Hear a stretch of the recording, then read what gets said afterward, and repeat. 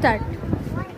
নমস্কার, আমার নাম অনন্যা ঘোষ। আমি একটি কবিতা বলে শোনাতে চাই। কবিতাটির নাম পতাকার 5 রং, কবি সুকান্ত আচার্য।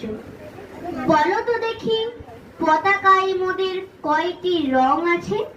শিক্ষক এসে শুধালেন হেসে দ্বিতীয় শ্রেণীর কাছে।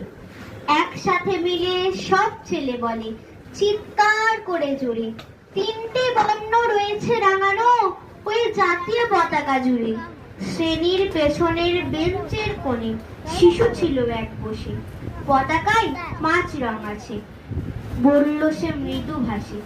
কথা তার শুনে বাকি শিশুগণে হেসে খায় লুটোপুটি।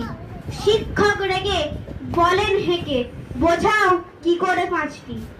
মাথা নিচু করে ভয়ার্ত স্বরে সরল শিশুটি বলে, ওপরে গেরুয়া, মাঝখানে সাদা, সবুজ আছে তার তলে, আর আছে